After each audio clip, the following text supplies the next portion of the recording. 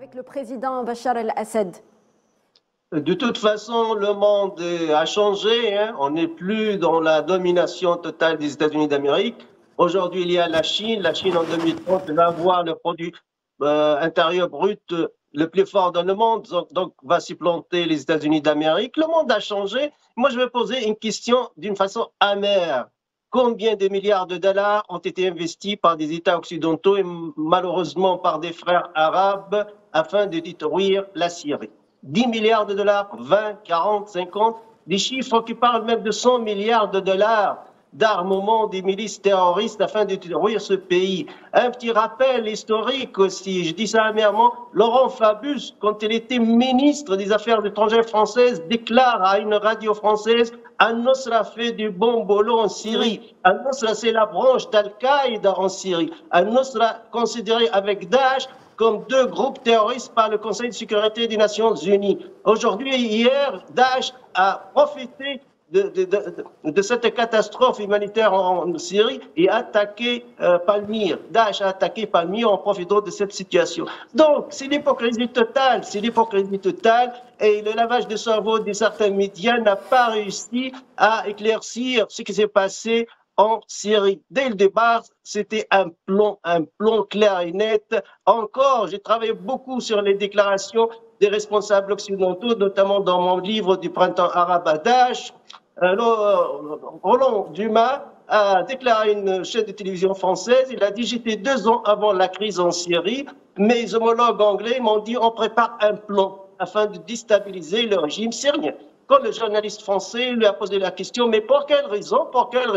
Il a répondu: c'est un régime qui ne veut pas signer un accord de paix avec Israël. Oui. Il soutient la résistance palestinienne et la résistance libanaise. Alors il faut l'éliminer. C'est un plan, il faut l'éliminer. D'où l'investissement des dizaines et dizaines de milliards de dollars dans le sang syrien. Mais construire, aider, ça devient une tâche difficile pour certains États, pour ceux qui ont comploté contre la Syrie.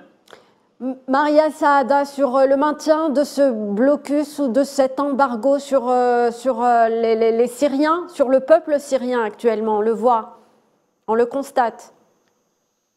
Oui, c'est clair que malgré les sanctions, entre parenthèses, ce qui est nommé sanctions, l'embargo qui est illégal, c'est une violation de la charte de l'ONU, c'est une violation des droits de l'homme et des lois internationales, certainement. Il montre l'apogée de cette mesure à l'acte de Caesar Act, malheureusement, et qui sanctionne pas seulement la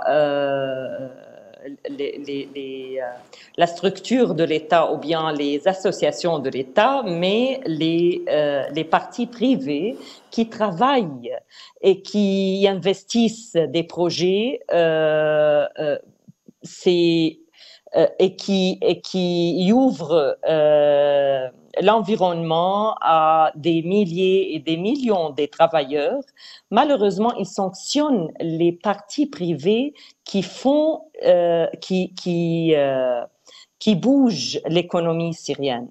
Alors, exactement de ce qu'a dit Monsieur Sidawi, c'est un plan systématisé contre la Syrie, pour détruire la Syrie, pour détruire l'économie de la Syrie, pour bloquer l'économie, pour bloquer le cycle du travail des gens, pour bloquer ou bien pour attaquer la vie des Syriens. Malheureusement, ils ciblent les besoins vitaux des Syriens. Et malgré tout ça, on trouve aujourd'hui vraiment quel genre du peuple syrien, on trouve tout le peuple syrien dans la Syrie et hors de la Syrie.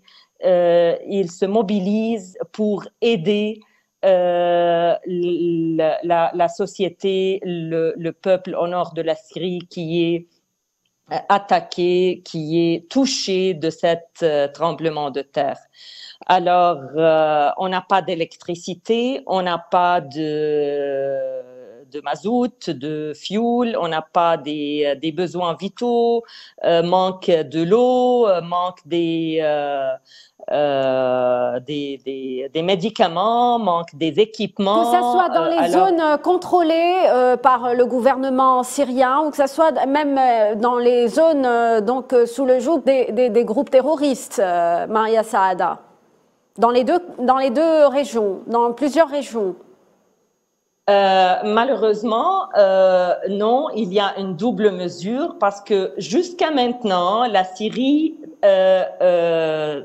essaye de passer les aides humanitaires de la part de la Syrie vers les zones dominées par les terroristes armés au nord de la Syrie, comme Idlib.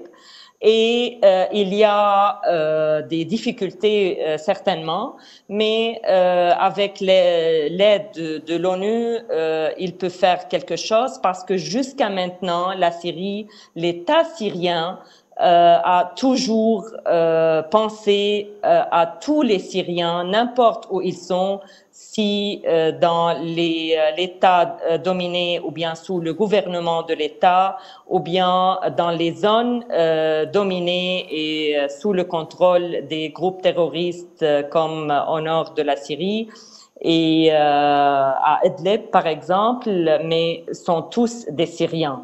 Dans cette crise, on pense que à l'être humain, je ne sais pas si c'est un coup pour les peuples pour se déclencher, pour se révolter plutôt et penser aux autres comme êtres humains. Alors il faut prendre juste je sais pas, c'est un temps pour vraiment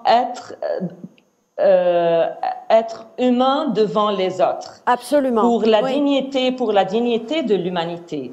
Alors il faut stopper ce système de l'embargo, des sanctions. Alors justement, on va donner ce conflit entre les pays. Manuel Pouchelet. Excusez-moi, permettez-moi de vous interrompre, Madame Maria Saada. Donc, malgré cet embargo, Manuel Pouchelet, plusieurs États arabes qui avaient rompu leurs relations avec la Syrie ont décidé, si vous voulez, cette fois-ci de venir en aide, de rétablir, si vous voulez, ou de normaliser leurs relations avec Damas. Que reflète, à votre avis, cette étape que nous vivons actuellement ? C'est une étape supplémentaire dans les relations internationales entre la Syrie et ses voisins. On sait que la Syrie est une puissance régionale qui a des liens avec les autres pays arabes et heureusement d'ailleurs que s'invite cette solidarité entre pays arabes qui n'existe nulle part ailleurs. Nous avons eu des précédents. Je vous ferai remarquer que le 4 août 2020, il y a eu l'explosion du port de Beyrouth avec la mobilisation de tous les Libanais et aussi des pays régionaux pour venir en aide au Liban. On est exactement dans le même cas de figure, si vous voulez. Et quelque part, c'est heureusement que cette réaction d'aide, de mobilisation des pays arabes se fait envers la Syrie et peu importe celui qui est à sa tête, l'objectif c'est de sauver des vies, c'est de sauver des populations parce que je vous ferai remarquer que tôt ou tard la population, vous savez, la population n'est jamais neutre, elle ne mord jamais la main qui l'alimente.